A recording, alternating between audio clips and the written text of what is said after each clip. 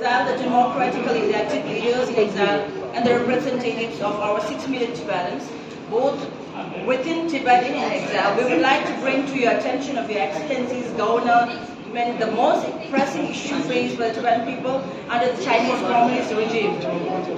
The Tibetan people have been traumatized by the systematic violations of their most fundamental human rights in practicing cultural and national identity since the People's Republic of China invaded Tibet in 1949. Over the last 7 decades, the situation in Tibet has been deteriorating to the extent that it is now facing imminent threat of cultural genocide and total annihilation of the Tibetan identity. Historically, Tibet was an independent nation having a defined territory, distinct population, governments, and maintained diplomatic relations with its neighboring countries.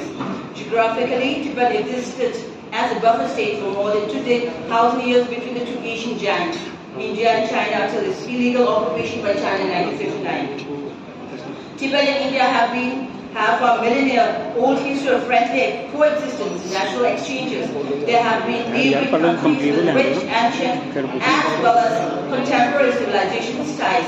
They have never been in past history any sort of territorial boundaries between India and China. However, such a boundary has now came into being, and that boundary continues to remain a subject dispute. And behind those boundaries are our Tibetan brothers and sisters who continue to suffer under the subjugation representative and repressive policies of China. For the third consecutive year, Tibet has again been ranked as the least free country in the world. This year in the World 2023 Freedom Index report of the Freedom House last year, UN human rights experts expressed serious concern over the large-scale colonial boarding schools in Tibet rapidly being implemented on a massive scale and referred to it as a way to assimilate Tibetans into minorities and culture, contrary to international human rights standards. Likewise, the forced mass DNA sample collection of the Tibetans, including kindergarten school, in an intrusive scrutinization of measures. Okay, then we have 5 points to deal with these circumstances. We propose the following appeals to your government and urge you to, these 10 points: recognize Tibet as an occupied nation with its own independent and sovereign past backed by historical evidence. Number 2, desist from endorsing China's false narrative by labeling Tibet as a minority, referring to Tibet's occupation as an internal issue of Beijing, and proclaiming Tibet as a part of China, thereby aiding China's colonization of Tibet and the subjugation of Tibet, while denying us Tibetans the space to scope and negotiate for more meaningful freedom for Tibetans. Call on the People's Republic of China to re-engage in substantive dialogue with the representatives of His Holiness the Dalai Lama without preconditions to resolve the Tibet-China conflict through the middle way policy of seeking genuine and meaningful autonomy within the framework of the PRC Constitution. 4. Call upon the United Nations Framework Convention on Climatic Change to launch scientific research studies on the PR government policies and exploitation of Tibet's natural resources and its negative impact on global climate change.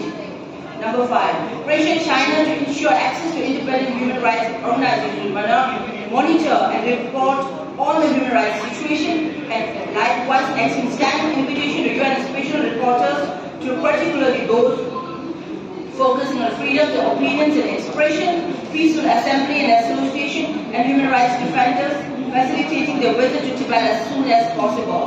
Number 6, urge the PRO government to unconditionally release all Tibetan political prisoners, including Gendun Shogin Yima, 11 pension Lama, whose whereabouts and well-being remain unknown since 17 May 1995. Number 7, place the human rights situation in Tibet in the context of the nature of the Tibet-China conflict as international and unresolved. Join the world leaders in displaying concern over human rights violation and religious repression in Tibet, and urge the government to adopt the acts to put Chinese officials on the national list of sanctions. Number 8, establish a national legislative framework to tackle China's network authoritarianism and disinformation campaign which cause public mistrust in democratic institutions, political polarization, and threaten regional, global, geopolitical stability and peace. Number 9, expand and deepen your official and diplomatic engagements with the Central Tibetan Administration, which is the continuation of the former government independent Tibetan Lhasa as the legitimate representative of the Tibetan people. Number 10, to urge the legislators and express their concern, raise the voice of the human rights violation in Tibet at all the available platforms. We remain immensely grateful to your government and people for standing for Tibet, for standing for truth, and for keeping alive our faith in peace, justice.